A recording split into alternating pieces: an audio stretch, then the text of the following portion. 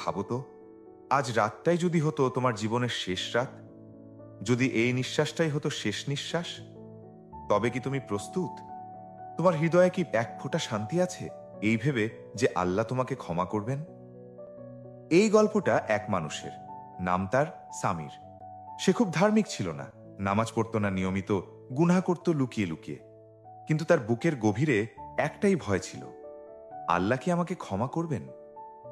এক রাতে সামির খুব অসুস্থ হয়ে পড়ল। হাসপাতালের সাদা দেওয়াল, নিঃশব্দ রাত আর মনিটরের শব্দ।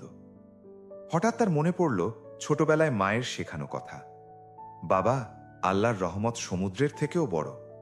তার চোখে পানি এসে গেল।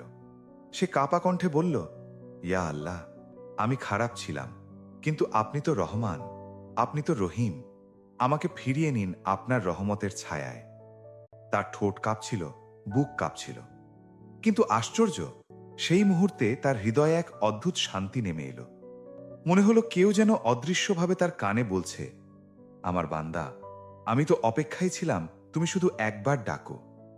সেই রাতেই সামির প্রথমবারের মতো বুঝল, আল্লাহর রহমত মানে শুধু ক্ষমা নয়, আল্লাহর রহমত মানে হারিয়ে যাওয়া মানুষকে আবার বুকে টেনে নেওয়া।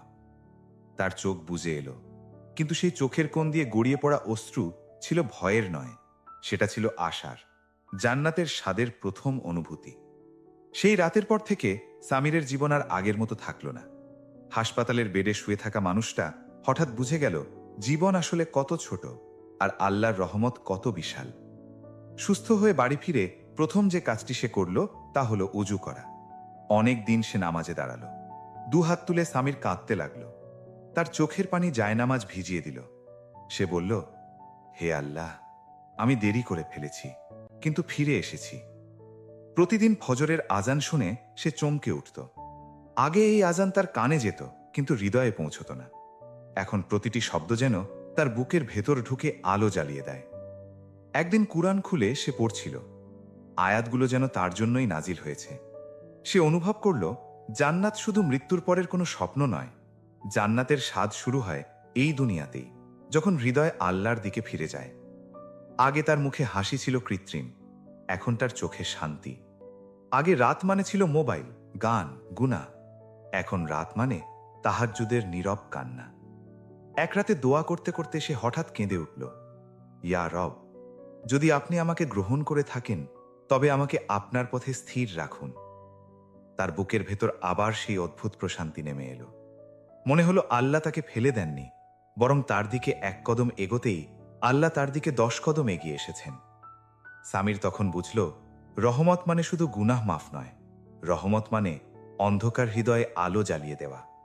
দিনগুলো কেটে যাচ্ছিল, সামির বদলে যাচ্ছিল ভেতর থেকে। কিন্তু একদিন হঠাৎ আবার অসুস্থ হয়ে পড়ল সে। এইবার অসুখটা আগের চেয়ে বেশি গুরুতর। হাসপাতালের সেই সাদা ঘর, নিঃশব্দ রাত, সবকিছু যেন আবার ফিরে এলো। ডাক্তারদের মুখ গম্ভীর, পরিবারের চোখ ভেজা। কিন্তু আশ্চর্য, সামিরের মুখে ভয় নেই, বরং এক অদ্ভুত প্রশান্তি। সে ধীরে ধীরে চোখ তুলে বলল, আমি ভয় পাচ্ছি না, কারণ আমি জানি আমার রব দয়ালু।